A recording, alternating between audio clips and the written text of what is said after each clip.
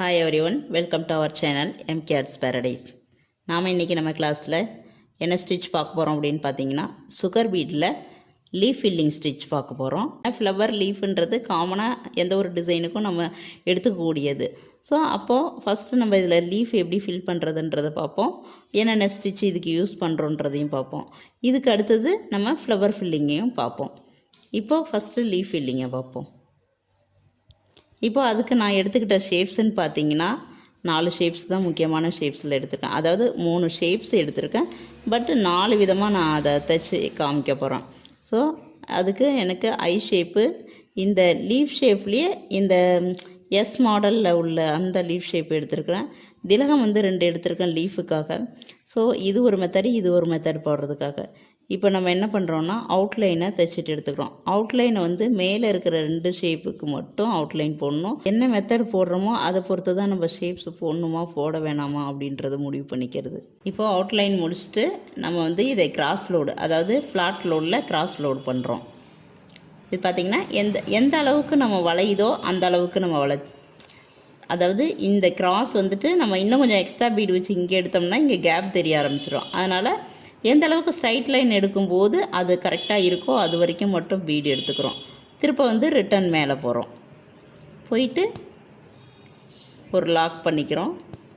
திருப்ப நம்ம bead load பண்ணிவிட்டு, அதாவது ஃபஸ்ட்டு நீடியில் லோட் பண்ணிக்கிறோம். அதுக்கப்புறம் பார்த்திங்கன்னா நம்ம த்ரெட்டில் லோட் பண்ணுறோம். லோட் பண்ணி முடித்தோடனே ஒரு ஸ்டிச் போட்டுக்கிறோம். ஆனால் இதுக்கு எவ்வளோ கொள்ளுதுன்னு பார்க்கணும். இப்போ பாருங்கள், எனக்கு இன்னும் ஒரு பீடு வைக்கலாமா, இப்போது கரெக்டாக இருக்குது. ஸோ நான் அப்புறம் இது மாதிரி வச்சு பார்த்துட்டு அதே டைரெக்ஷனில் இங்கே போய் நம்ம லாக் பண்ணக்கூடாது, அதே டைரெக்ஷனில் திரும்ப ரிட்டன் போகிறோம். ஸ்டிச் பண்ணிவிட்டு திரும்ப வரோம். நீங்கள் கீழே இருந்தும் மேலே எடுத்துக்கலாம், மேலே இருந்தும் கீழே எடுத்துக்கலாம். உங்களுக்கு கைவாட்டம் எந்த சைடு போகும்போது லோடு அடிக்க முடியுமோ அந்த சைடு எடுத்துக்கோங்க. இதில் பாருங்கள், இதில் இன்னும் கொஞ்சம் எக்ஸ்ட்ரா பீடு கொள்ளுது. அதோட அகலம் அதிகரிக்க அதிகரிக்க பீடு அதிகரிக்கும். அகலம் குறைய குறைய பீடு குறையும். இந்த மாதிரி போட்டுட்டு நாம் இதுக்கு ஒரு அதே சமயம் இதுக்கு நம்ம ஜரியாலையும் அவுட்லைன் கொடுக்கலாம். வேறு ஒரு கலர், இப்போ நம்ம சுகர் பீட்லேயே கலர் பீடு வைக்கிறோன்னா அவுட்லைன் ஒரு கலர் கொடுக்கலாம். என்ன கலர் கொடுக்கணுமோ அதோட டார்க் கலர் அவுட்லைன் கொடுக்கலாம், அதோட லைட் கலர் உள்ளே ஃபில் பண்ணலாம். அப்போ பார்க்குறதுக்கு நல்லாயிருக்கும்.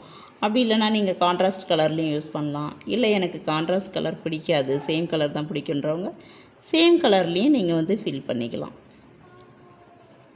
இப்போது இந்த மாதிரி இந்த லீஃப் ஃபுல்லாகவே நம்ம திரும்ப ரிட்டன் வரும்போது எவ்வளோ வீடு கொள்ளுதோ அது மட்டும் நம்ம எடுத்துட்டு அந்த லீஃபை உருவாக்குறோம். இதே மாதிரி தான் இந்த லீஃப் ஃபுல்லாகவே முடிச்சுட்டு கரெக்டாக முடிக்கும் போதும் அந்த லைன் கரெக்டாக அந்த ஷேப்பில் நிற்கணும்.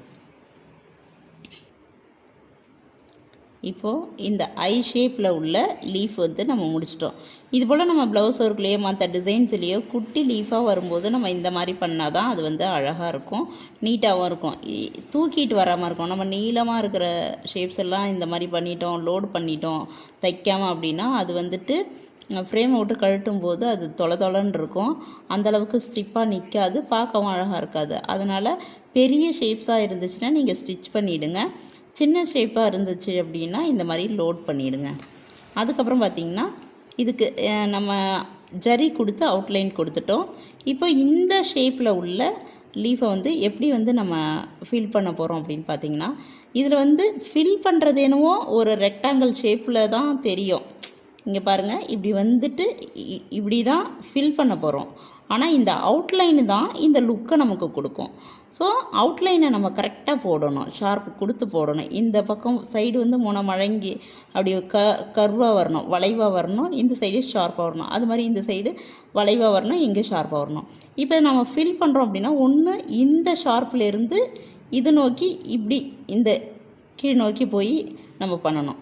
அப்படி இல்லை அப்படின்னு பார்த்தீங்கன்னா இந்த ஷார்ப்பில் எடுத்துகிட்டு இந்த இடத்துல இப்படி இந்த மாதிரி நம்ம ஃபில் பண்ணிட்டு வரணும் இந்த லோடை இப்போ பாருங்கள், இந்த லீஃபில் நான் இந்த இடத்துல இருந்து எடுக்கிறேன். இந்த இடத்துல நம்ம த்ரெட் எடுத்துட்டு ஃபஸ்ட்டு நம்ம த்ரெட் எடுத்துகிட்டு ஒரு லாக் பண்ணிடுவோம். எப்பயும் முன்னாடி போய் ஒரு லாக் கொடுக்குற மாரி லாக் கொடுத்துட்டு இங்கே பாருங்கள் இப்படி சாய்ச்சி வைக்கிறேன். இத்தனை பீடு நமக்கு வந்து இதில் தேவையானதாக இருக்குது. இங்கே லாக் போட்டுறேன். அதுக்கப்புறம் மறுபடியும் பாருங்கள், அதுக்குன்னு இங்கே போயிட்டு இப்படி ஒட்டில் இடம் இருக்குன்னு இப்படி குத்திட்டு இருக்க வேண்டாம். திரும்ப நம்ம பீடு இருக்கும்போது பீடு கொஞ்சம் அகலம் இருக்கும் இல்லையா, அதனால் கொஞ்சம் லைட்டாக இந்த மாதிரி குத்திக்கிங்க. இப்போ பார்த்திங்கன்னா அந்த சைடில் நமக்கு வந்த மாதிரி கூட்டி குறைச்சி அகலம் வராது. இதில் வந்துட்டு பார்த்திங்கன்னா இங்கே ஆரம்பித்த இடத்துல இருந்து முடிக்கிற வரைக்கும் ஒரே அகலத்துக்கான அளவு தான் நமக்கு கிடைக்கும். அதனால் நம்ம பண்ணும்போது பார்த்திங்கன்னா பீடு ஒர்க்கு கொடுத்த உடனே பார்த்திங்கன்னா ஒரு டைமண்ட் ஷேப்லேயே ரெக்டாங்கிள் ஷேப்பை டைமண்ட் ஷேப்பாக மாற்றினோம்னா எப்படி இருக்குமோ அந்த மாதிரி இருக்கும்.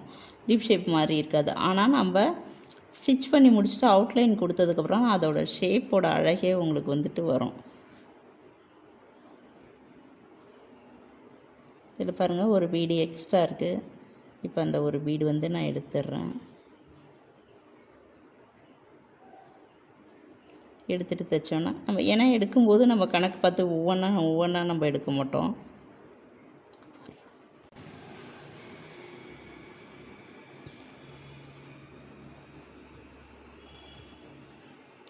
இந்த மாதிரி ஒரே அளவாக இது வரைக்கும் வச்சுட்டு வந்து கடைசியாக வரும்போது இந்த இடத்துல நம்ம முடிக்கணும்.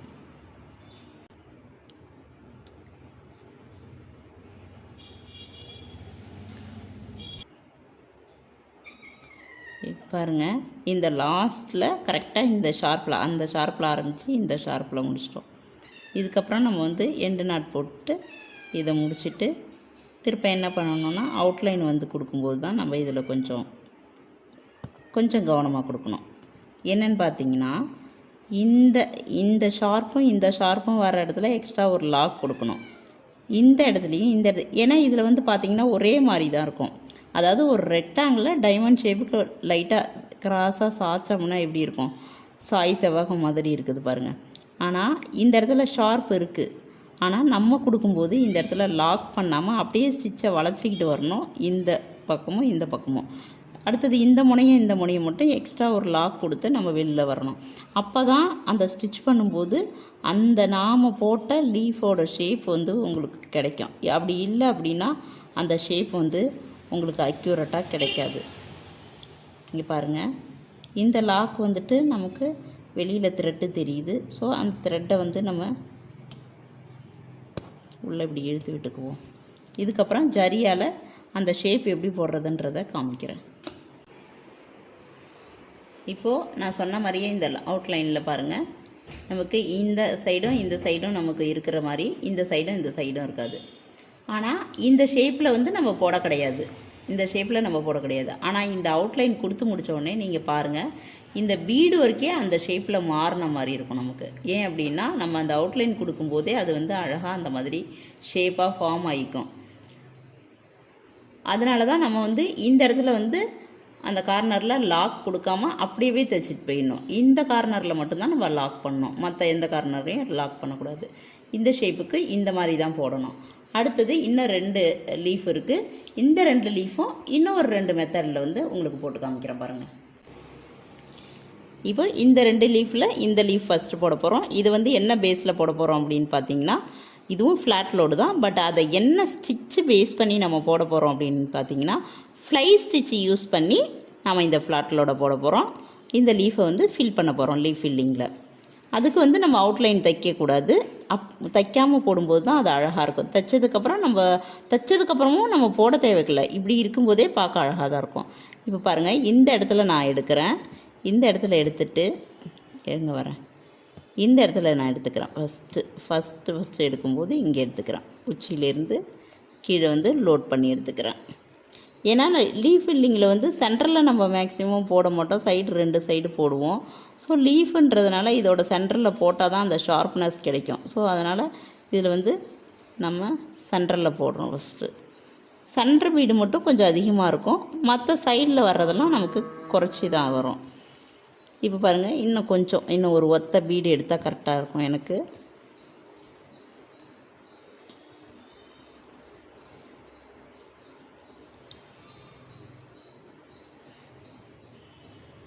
இந்த இடத்துல ஃபஸ்ட்டு பீடை வந்து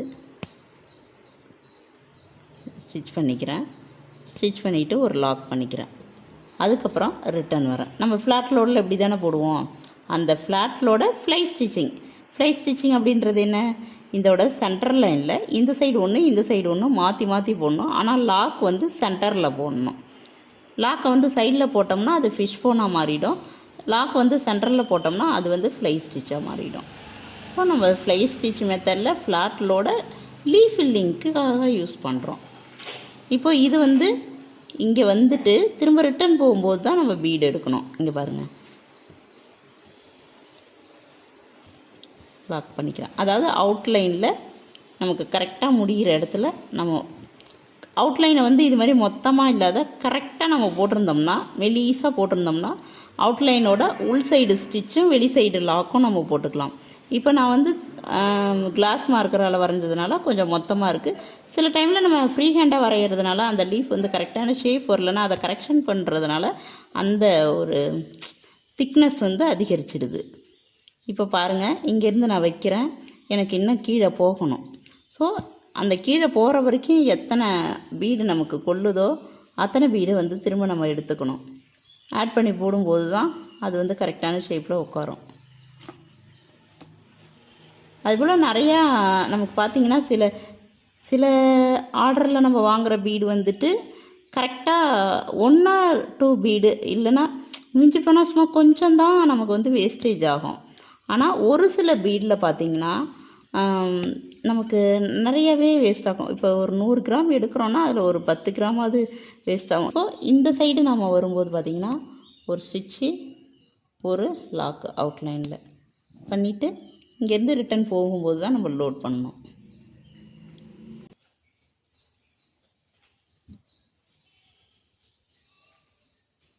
இப்போ பாருங்கள், இந்த சைடு பார்க்கும்போது நமக்கு இந்த இடத்துல இன்னும் ஒரு பீடு வச்சோம்னா அடுத்த லைனுக்கு போகும்.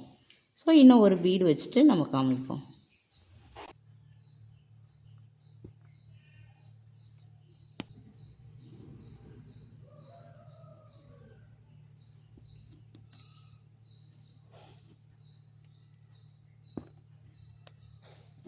இப்போ பார்த்திங்கன்னா இந்த லைன் லாஸ்ட் லைன் முடித்தாச்சு. இப்போ இந்த சைடு உள்ள லாஸ்ட் லைனும் நம்ம முடிக்க போகிறோம்.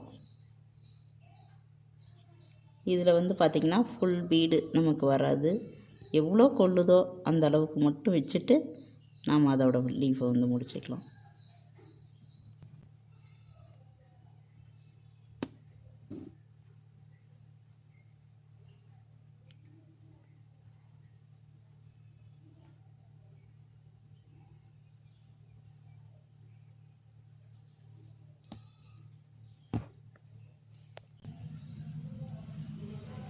இந்த லீஃப் இப்போ நம்ம முடிச்சிட்டோம்.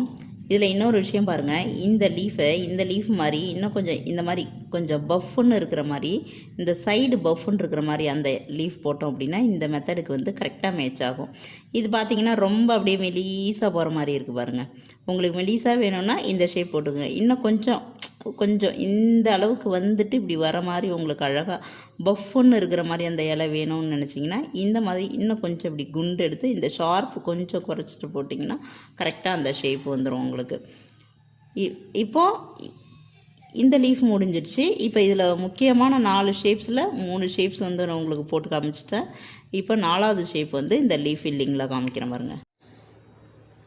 இப்போ பாருங்கள், லாஸ்ட்டாக இருக்கக்கூடிய இந்த லீஃபை வந்து எந்த மாதிரி நம்ம ஃபில் பண்ணுறோம் அப்படின்னு சொல்லிட்டு இதில் வந்து எப்படி பண்ணுவோன்னா, இந்த ஒரு சைடு மட்டும் ஃபஸ்ட்டு லோட் பண்ணுவோம். அதுக்கப்புறம் இந்த ஒரு சைடு மறுபடியும் லோட் பண்ணுவோம். இந்த மாதிரி 2 சைடும் தனித்தனியாக லோட் பண்ணுவோம். அந்த மெத்தட் தான் இப்போ வந்து நம்ம லாஸ்ட்டாக பார்க்க போகிறோம். இந்த லீஃப் ஃபில்லிங்கில் ஃபஸ்ட்டு நம்ம த்ரெட் எடுத்துக்கலாம். மற்ற இடத்துலலாம் நம்ம த்ரெட் ஒர்க் பண்ணும்போது இங்கேருந்து ஸ்டார்ட் பண்ணி அங்கே நம்ம குத்தி ரிட்டன் வருவோம். ஆனால் பீடு ஒர்க்கில் இங்கேருந்து தான் நம்ம குத்தி வந்து ஸ்டார்ட் பண்ணோம்னா நமக்கு வந்து கரெக்டாக உட்காரும். இப்போது இந்த நீளத்துக்கு நடு சென்டர் பீடு மட்டும் நமக்கு வந்து நிறையா வந்து கொஞ்சம் லென்த் இருக்கும்.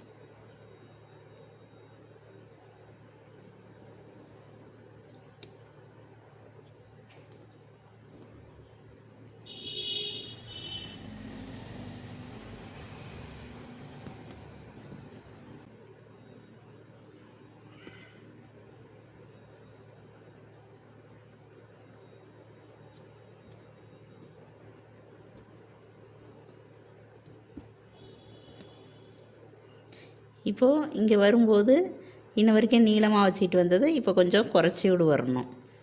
அப்போ தான் நமக்கு வந்து அந்த ஷேப்பு வந்து கரெக்டாக உள்ள உட்காரும்.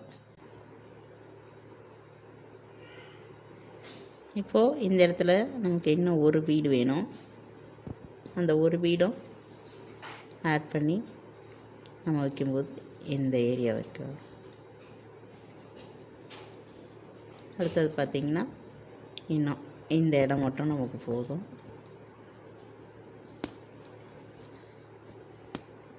எடுத்துட்டு இதில் ஒரு 4 பீடு 5 பீடாட்டம் அது அந்த ஷேப்புக்குள்ளே எவ்வளோ அடங்குதோ அந்த அளவுக்கு மட்டும் நம்ம வச்சுக்கணும்.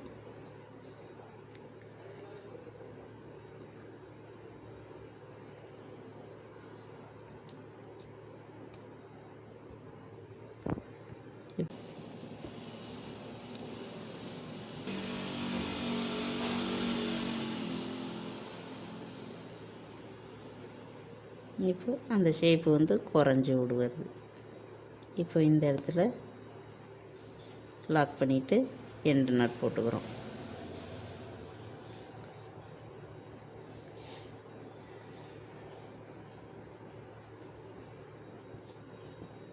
இப்போ இதே மாதிரியே இந்த சைடு நம்ம ஃபில் பண்ணிட்டு வரோம். இந்த சைடு ஃபில் பண்ணும்போதும் அதுக்குன்னு இப்படி எட்டை பிடிக்க இதே ஓரமே நம்ம குத்திக்கிட்டு வந்தோம்னா நமக்கு வந்து அந்த கரெக்டாக உட்காந்துரும் உள்ள.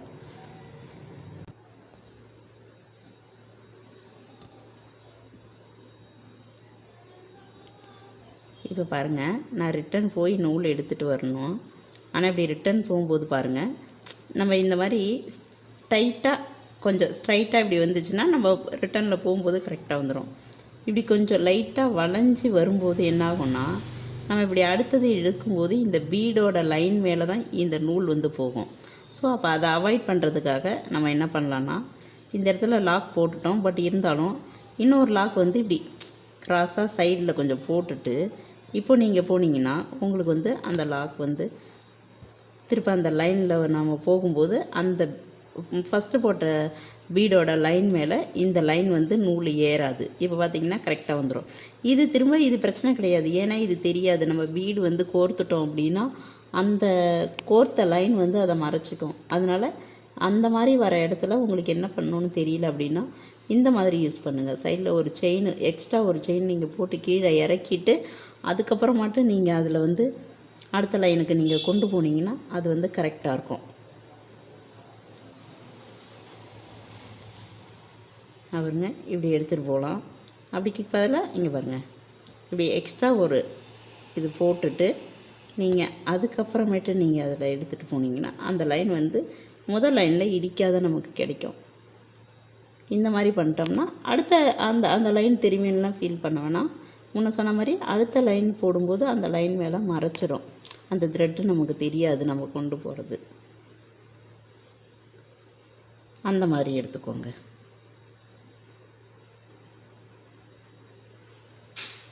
இப்போது ஸ்டிச் பண்ணிட்டேன். இன்னும் ஒரே ஒரு லைன் மட்டும் இருக்குது.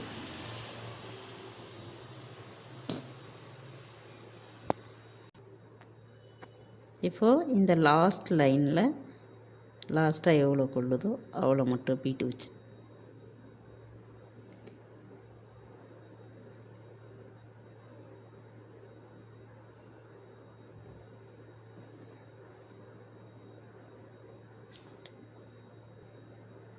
இப்போது இந்த லாஸ்ட் லைனில் நமக்கு எவ்வளோ பீடு கொள்ளுதோ அவ்வளோ மட்டும் வச்சுட்டு குட்டியாக ஒரு லாக் சென்டரில் போட்டுட்டு இப்போ வந்து நம்ம இதில் ஒரு எண்டு நாட் போடுவோம். எண்டு நாட் போட்டுட்டு நம்ம என்ன பண்ணோம்னா அடுத்தது அந்த சென்டர் கேப் தெரியுது பாருங்கள், அந்த கேப்பை வந்து நம்ம ஃபில் பண்ணணும். இப்படி எடுத்து விட்டுட்டு இப்போது இந்த லீஃப் முடிச்சிட்டோம். இந்த சென்டர் கேப்பை வந்து ஃபில் பண்ணுறதுக்காக நாம் வந்துட்டு ஒரு 3 mm இல்லை ஒரு 4 mm இந்த லீஃபு என்ன சைஸ் நம்ம போடுறோமோ அவங்கவுங்க நீங்கள் எந்த சைஸ் போடுறீங்களோ அந்த சைஸுக்கு தகுந்த மாதிரி அந்த பொருந்தணும் உள்ளே வைக்கிற குண்டு பீடு வந்து, அதாவது ரவுண்டு பீடு வந்து உங்களுக்கு கொள்ளணும். இங்கே பாருங்கள், நான் வந்து ஆன்டிக் பீடு எடுத்துருக்கிறேன் டல் கோல்டில். இப்போது இதில் வந்துட்டு பார்த்திங்கன்னா எனக்கு இந்த அளவுக்கு வைக்கணும். இன்னும் ஒரு பீடு வச்சா கரெக்டாக இருக்கும். அந்த அளவுக்கு எடுத்துக்கணும். எடுத்துட்டு அந்த சென்டரை வந்து நாம் ஒரு ஸ்டிச் பண்ணி முடிச்சுக்கணும். இப்போ இப்படி வைக்கிறோம் பாருங்கள். இப்போ இது வச்சோம்னா நமக்கு அதில் கரெக்டாக இருக்குது. இந்த இடத்துல நம்ம ஸ்டிச் பண்ணிவிட்டு நாம் அதை அட்டாச் பண்ணி எண்டு நாட்டு போட்டு முடிச்சுக்கிறோம் லீஃபை. இப்போது இந்த சென்டரில் வச்சு அந்த கேப் மறையிறதுக்காக நம்ம சென்டரில் இந்த பீடு வச்சு தைச்சிட்டோம். தைச்சி முடித்து எண்டு நாட் போட்டாச்சு. இப்போது இந்த லீஃபை வந்து நம்ம போட்டுட்டோம். இதுக்கப்புறம் இந்த சென்டரில் வச்சும் இதை அட்டாச் பண்ணிட்டோம் அந்த சென்டரில் தெரியிற கேப் மறையிறதுக்காக. ஸோ இந்த மாதிரி தான் நம்ம வந்து இந்த 4 மெத்தட் யூஸ் பண்ணி இந்த 4 விதமான ஷேப்ஸுகளில் உள்ள இந்த லீஃபை வந்து நம்ம வந்து ஃபில் பண்ணணும். ஏன் இந்த 4 மட்டும் கொடுத்துருக்கேன்னா, இந்த 4 ரொம்ப முக்கியமானது. இந்த 4க்குள்ளே தான் மேக்ஸிமம் லீஃபோடது வரும். இது இல்லாத வந்ததுனாலும் உங்களுக்கு நான் ஃபில்லிங்கில் கொடுத்த ஒர்க் அவுட்டை வச்சு உங்களால் அதை ஃபில் பண்ண முடியும். ஸோ அடுத்தது வந்துட்டு இதுக்கான ஒரு ஒர்க் அவுட் இருக்குது. இந்த லீஃப் ஃபில்லிங்க்கான ஒர்க் அவுட் இருக்குது. அது நான் என்ன டிசைன் கொடுக்குறேனோ இந்த டிசைனில் நீங்கள் போடுங்க, அது மட்டுமே போதுமானது. அதுக்கப்புறம் பார்த்திங்கன்னா ஃப்ளவர் ஃபில்லிங்க்கு அதுக்கு நான் வந்து உங்களுக்கு ஒர்க் அவுட் வந்து இந்த ஃபில்லிங்கை வச்சு நீங்கள் ஒர்க் அவுட் பண்ணுற மாதிரி தான் இருக்குமே தவிர்த்து மற்றபடி அதிகமாக எந்த ஒரு விஷயமும் இருக்காது. அதுக்கும் நான் ஷேப் சொல்கிறேன், அது என்னென்னு பார்த்துட்டு நீங்கள் அதை ஒர்க் அவுட் பண்ணுங்கள். இப்போ வந்து நம்ம லீஃப் ஃபில்லிங்க்கான டிசைன்ஸ் வந்து நானே கொடுக்குறேன். இதை வந்து நீங்கள் ஒரு நிமிஷம் பாஸ் பண்ணி ஸ்க்ரீன்ஷாட் எடுத்துக்கோங்க பர்ஃபெக்டாக. ஏன்னா வரைய தெரிஞ்சவங்க இதை பார்த்து வரைஞ்சிக்கோங்க. அப்படி இல்லை அப்படின்னா ஸ்க்ரீன்ஷாட் எடுத்துகிட்டு அந்த ஸ்க்ரீன்ஷாட்டை ட்ரேஸ் அவுட் பண்ணிக்கோங்க. மொபைல் ட்ரேஸ் அவுட் பண்ணாலும் சரி, இல்லை ட்ரேசிங் பேப்பர் வச்சு பண்ணாலும் சரி, நீங்கள் ட்ரேஸ் பண்ணிவிட்டு இதே டிசைனில் நீங்கள் ஒர்க் அவுட் பண்ணால் போதும். இந்த சைஸில் பண்ணால் போதும். ஏன் அப்படின்னா ஒரு மொபைலோட ஸ்க்ரீனில் என்ன சைஸ் வருதோ அந்த சைஸ் மட்டும் நீங்கள் எடுத்துக்கிட்டிங்கன்னா போதும். அதை விட பெருசாக பண்ண வேண்டாம். இப்போ அந்த ஷேப் என்னென்னு அந்த ஷேப்ஸை யூஸ் பண்ணி அந்த ஃப்ளவர் என்ன போடுறது, அதாவது ஃப்ளவர் மீன்ஸ் ஃப்ளவருக்காக இல்லை, லீஃபுக்கான ஒர்க் அவுட்டை ஒரு செடி ஃப்ளவர் வச்சு நான் உங்களுக்கு காமிச்சிருக்கேன். அதை வந்து நீங்கள் ஒர்க் அவுட் பண்ணுங்கள். இப்போது நம்ம வந்துட்டு இந்த நாம் போட்டால் அந்த லீஃபுக்கான ஒரு டிசைன் கொடுத்துருக்குறேன். இதில் எந்த மாதிரி ஃபில் பண்ணணுன்றதை நீங்கள் ஃபில் பண்ணுங்கள். அது எந்த மாதிரிலாம் ஃபில் பண்ணணுன்றதுக்கு நான் சிம்பிள் கொடுத்துருப்பேன். கிராஸில் பண்ணுமா என்ன பண்ணணும். இதில் ஒரு ஃப்ளவர் கொடுத்துருப்பேன். இதில் பாருங்கள், இதில் வந்து ஐ ஷேப் கொடுத்துருப்பேன். இதில் பார்த்தீங்கன்னா அந்த இன்னொரு லீஃப் கொடுத்துருக்கேன் பார்த்தீங்களா, இது ஃபஸ்ட்டு மெத்தடில் போட்டால் அந்த ஐ ஷேப்பு, இது செகண்ட் மெத்தடில் போட்டால் இந்த எஸ் டைப்பில் உள்ள அந்த ஷேப்பு. அதுக்கடுத்தது பார்த்திங்கன்னா இந்த விதமான, அதாவது ஃப்ளை ஸ்டிச் யூஸ் பண்ணி போடக்கூடிய இந்த லீஃப் போட்டிருப்பேன். இதில் ஒரு 2 லீஃப் போட்டிருப்பேன். அடுத்தது பார்த்திங்கன்னா இதில் ஒரே ஒரு லீஃப் மட்டும் இல்லை, இப்போ லாஸ்ட்டாக போட்டோம் இல்லைங்களா, அதுக்கான ஒர்க் அவுட்டுக்கு இந்த இடத்துல போட்டிருப்பேன். அதே போல் அங்கங்கே கொஞ்சம் எக்ஸ்ட்ரா வந்து ஒர்க்கு கொடுத்துருப்பேன். அதே இதை இப்போ இந்த சைடில் பார்த்திங்கன்னா ஷேப் வைஸ் ஒரு ஃபில்லிங் இருக்குது இல்லைங்களா, அதையும் இந்த விதமான ஒரு லீஃப் மாதிரியும் வரும். சும்மா குட்டியாக முளைக்கிற மாதிரி வரும். அந்த இதுக்கும் இந்த மாதிரி ஃபில் பண்ணிக்க. இதில் என்ன ஷேப் போட்டிருக்கோன்னா இந்த ஷேப்பில், அதுக்காக இதுமாரி கேப்பாக இருக்கணும்னு அர்த்தம் இல்லை, இந்த டைரெக்ஷனில் பண்ணணும் அப்படின்றதுக்காக தான் நான் லைன்ஸ் மார்க் பண்ணியிருக்கேன். இதுலேயும் ஃபுல்லாகவே ஃபில் பண்ணிடணும். இது வந்து அந்த ஷேப் வைஸ் பண்ணணும் நாம். அடுத்தது பார்த்திங்கன்னா இந்த ஃப்ளவர் நான் சொல்லிட்டேன். இந்த இடத்துல சும்மா ஒத்த பீடு மட்டும் வச்சு அட்டாச் பண்ணிக்கிங்க. இதுதான் இந்த ஒர்க்கு. இந்த ஒர்க்கை வந்துட்டு நீங்கள் நல்லா ஜூம் பண்ணிக்கிங்க. ஜூம் பண்ணிக்க வேண்டாம், நான் ஸ்க்ரீன்லேயே அந்த மொபைல் ஸ்க்ரீன் அளவுக்கு நான் கொடுத்துருக்குறேன். அந்த பிக்சரை நீங்கள் ஸ்க்ரீன்ஷாட் எடுத்துகிட்டு நீங்கள் அதை என்ன பண்ணுறீங்க, அந்த சைஸுக்கு மட்டும் நீங்கள் போட்டால் போதும். ஏன்னா பெரிய சைஸ் போட்டோம் அப்படின்னா இதில் லோடு அடிக்கிறது நல்லா இருக்காது. ஏற்கனவே ஷேப்ஸ் நீங்கள் ஃபில்லிங் ஷேப்ஸ்கோட ஒர்க் அவுட் முடிச்சிருக்கிறீங்க. அந்த ஒர்க் அவுட்டை வச்சு நீங்கள் ஒரு ஃப்ளவர் எப்படி ஃபில் பண்ணுறது அப்படின்றதுக்கான டிசைன் கொடுக்குறேன். நான் கொடுக்குற இந்த டிசைன் மட்டும் நீங்கள் ஒர்க் அவுட் பண்ணால் போதுமானது. ஃப்ளவர் ஃபில்லிங்க்கும் ரெண்டுத்தையும் சேர்த்து உங்கள் சாய்ஸுக்கு என்ன பிக்சர் வேணாலும் நீங்கள் எடுங்க. அது வந்து யுவர் சாய்ஸ். ஃப்ளவர் ஃபில்லிங்கும் லீஃப் ஃபில்லிங்கும் சேர்த்து ஒரு பிக்சர் நீங்கள் பண்ணணும். இப்போ நான் ஃப்ளவர் ஃபில்லிங்க்கான ஷேப்ஸை காட்டுறேன் வாங்க.